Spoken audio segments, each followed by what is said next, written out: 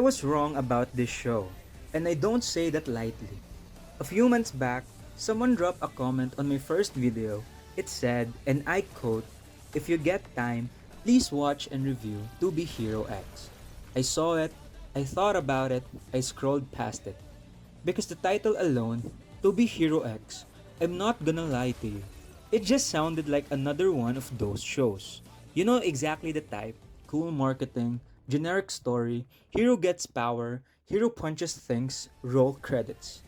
I had the whole lineup planned, I had a schedule. I was not interested. But something kept me pulling back to that comment. Every time I sat down to work, my brain just drifted back to it.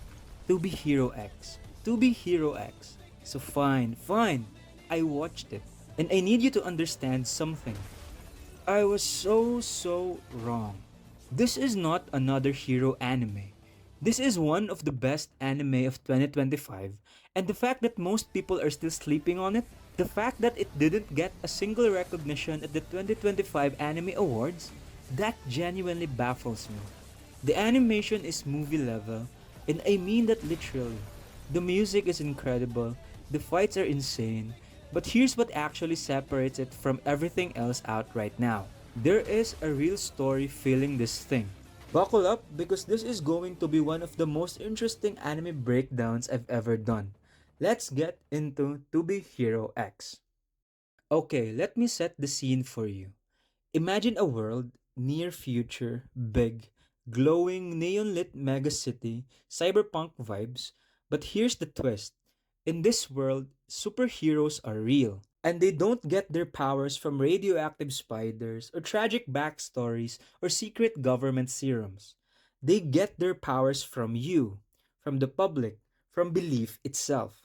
In this world, there's a concept called trust value.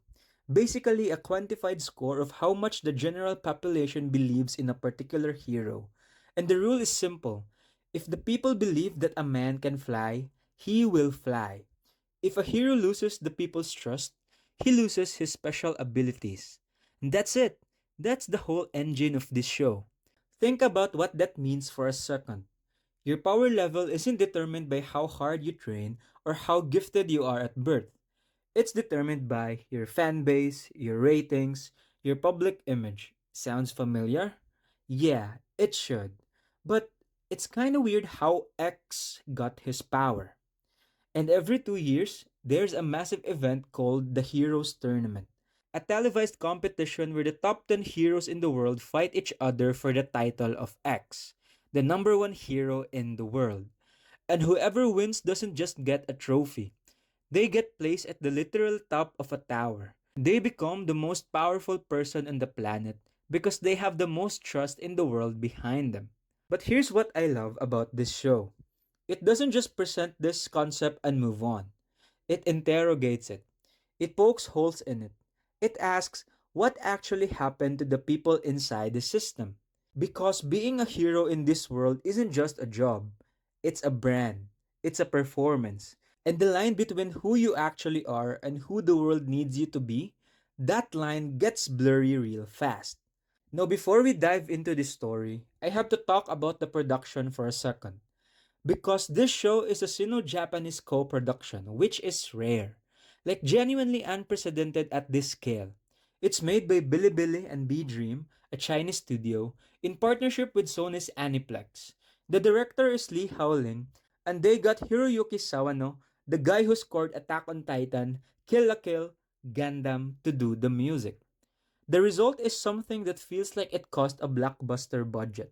The animation switches between hyper-detailed 2D and cinematic 3D, and it works. Think Spider-Verse energy but sustained across an entire series. Some episodes look better than theatrical anime films, and unlike a lot of shows that hide behind pretty animation, this one has actual substance underneath. Okay, now let's talk about the story. The show opens and immediately throws you in the deep end. We met Lin Ling, regular dude, works at an advertising company, edits promotional videos for heroes for a living. He's not special, he's not gifted. He's just a guy who quietly admires heroes from the sidelines and tries to get through his day. And one of the heroes he works with, whose image he literally helps build, is Nice. Nice is perfect, absurdly perfect, good looking, kind, popular, beloved. He's the kind of hero the public goes crazy for. And Lin Ling? Lin Ling is just the editor behind the curtain. Nobody cares if Lin Ling exists. So we already feel the setup, the invisible man, the man behind the myth. And then things go sideways. Lin Ling is having a rough day. No, let's scratch that thought. Lin Ling is having a rough life. He gets fired. He ends up on a rooftop. He's in that place where everything feels pointless. And he's looking at the big screen across the city, a promo video he made for heroes, for a world that doesn't acknowledge him, and he says to the screen, talking to Nice, no matter how perfect you are right now, one day you too will become old and ugly and be replaced by someone else. And then, out of nowhere, Nice appears on the rooftop. And then, Nice falls. Nice is dead. And here's where the show immediately does something unexpected. Because the company, three-man group, they can't let Nice die. Nice isn't just a hero, he's a brand. He's their most valuable asset. And Lin Ling, because he looks like Nice, becomes the replacement overnight. The media spins the story. The headline reads, "Someone jumped because his boss put too much pressure on him." But instead of reporting Nice died, they report that Lin Ling died. And now Lin Ling is Nice. Nobody is going to care if Lin Ling lived or died. That line hits differently when you let it sit. And so Lin Ling wakes up the next day and the world believes he's nice. And because the world believes he's nice, he starts getting Nice's power. He becomes stronger. The trust value transfers. The crowd's fate reshapes reality. If the believers say you're nice, then you're nice. If they believe you can do it, and you will be able to do it. This is a show that makes you feel the weight of impersonation. Not the fun kind from spy movies, the existential kind. Because Lin Ling doesn't know who he is anymore. He's living inside someone else's life, someone else's reputation, someone else's relationship, and the longer he stays, the more he wonders, can he ever go back to just being Lin Ling? And there is Moon. Moon is Nice's girlfriend, or at least, she plays Nice's girlfriend for the cameras. She's a travel blogger who gained the power of teleportation because her followers wanted to see the world through her eyes. Sweet, right? Except Moon is trapped too. She has a contract. She performs the role of Nice's girlfriend because the fans demand it. And now her teleportation power has literally been warped by collective belief. It only takes her to wherever Nice is because that's what the fans want. She can't leave. The fans have made her a prisoner. There's a scene where Moon loses it and screams, "I don't want marriage, I want freedom. You want perfection? I'll destroy everything." And you understand her completely. Linling and Moon are both trapped in a system that builds on performance. And what makes their arc so compelling is that they slowly, genuinely start to care about each other. Not as Nice and Moon, but as two real people stuck in an impossible situation. Two nobodies underneath the costumes. Now, in the middle of this, there's a character named Enlighter, a hero whose whole deal is exposing frauds, and he's already suspicious of Nice. He knows something is off. There's this incredible scene on a live TV show called True Love Recipe where Enlighter tries to expose Lin Ling. He asks Nice, how many total commercials has Moon starred in and what's the runtime? And Lin Ling, who spent years editing those very commercials, answers without hesitation. 134 commercials, 285 minutes, and 48 seconds. Moon is stunned. Enlighter is furious. And then Enlighter pushes. He asks if Moon is really Nice's girlfriend. And Lin Ling, being honest in the only way he knows how, says no. Moon is not his girlfriend. Enlighter thinks he won. And then Lin Ling says, she's not my girlfriend. She's my goddess. The crowd loses their mind. And you realize Lin Ling wasn't performing. He meant it.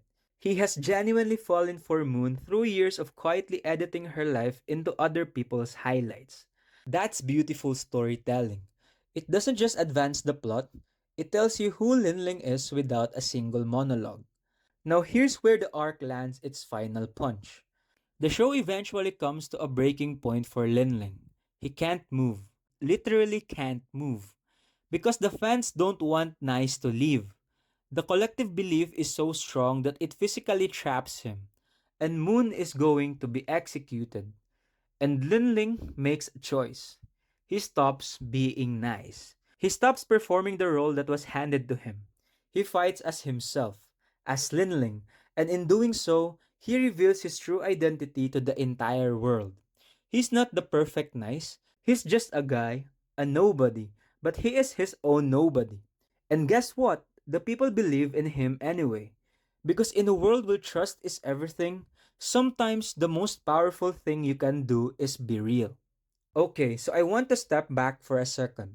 Because while the individual hero arcs are fantastic, what makes the show genuinely great is the world it's built around them.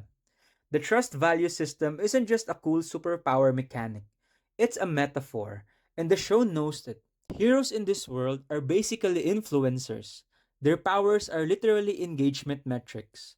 When your trust value goes up, you get stronger. When it dips because of a scandal, a bad take, an exposed secret, you get weaker.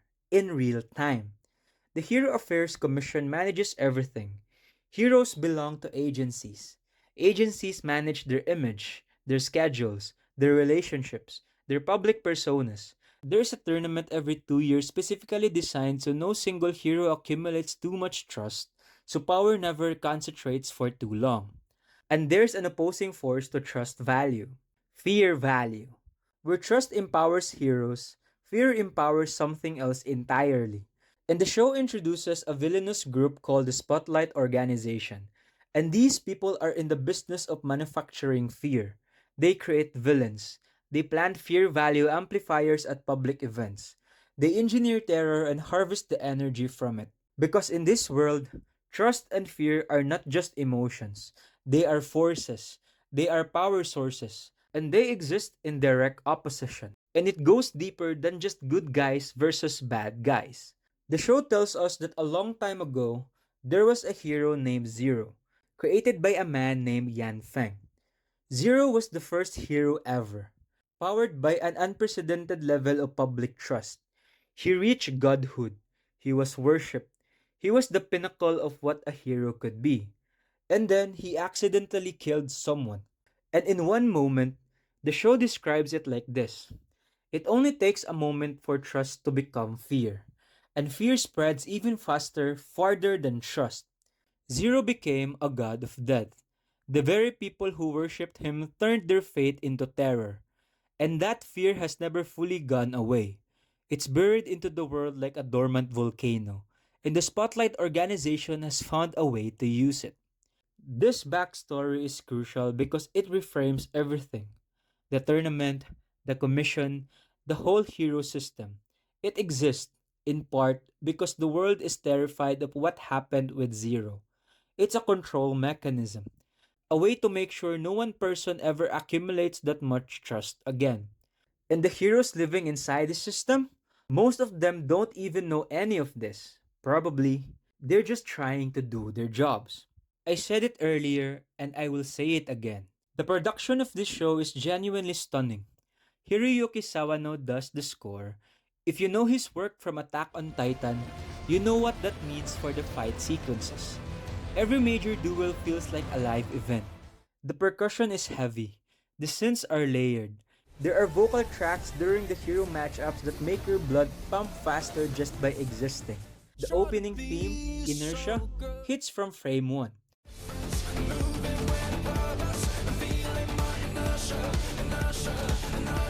It's got that pounding, kinetic energy that tells you this show is not here to be quiet. And then the animation. Look, I've seen a lot of anime in my life. I've watched shows where the budget clearly ran out by episode 4. This is not that. This show maintains a visual standard that is genuinely movie tier throughout. It blends 2D and 3D seamlessly, sometimes within the same scene, and the transitions feel intentional rather than cheap. But the most interesting use of animation style comes with the character of X himself, the number one hero. Because X's power is reality manipulation, but I'm not sure of this. And the show represents this by literally changing the animation style during his fights. The world warps around him, the visual language shifts, it's meta storytelling through the medium itself. That is not just style, that is craft. Okay, I want to bring this home. Because underneath all the fights and the betrayals and the hero rankings and the trust values and the fear values, this show is really asking one question. Have you found the direction your heart desires? Every hero in the show is powerful. Every hero in the show is celebrated. And nearly every single one of them is lost. Because power isn't the same as purpose. Fame isn't the same as identity. And a world that tells you who to be, no matter how loudly, no matter how many people are believing it, cannot tell you who you actually are. Lin Ling started the show as a nobody, not because he had no value, but because nobody had decided to believe in him yet. And the system didn't care about him until he could be made useful. But here's what the show argues: the trust that actually matters, the trust that produces something real, is not the kind that comes from packaging and performance and manufactured perfection. It's the kind that comes from knowing someone, the real someone, the messy, uncertain, ordinary person underneath the costume. And fear, the opposing force, feeds on the gap between the image and the truth.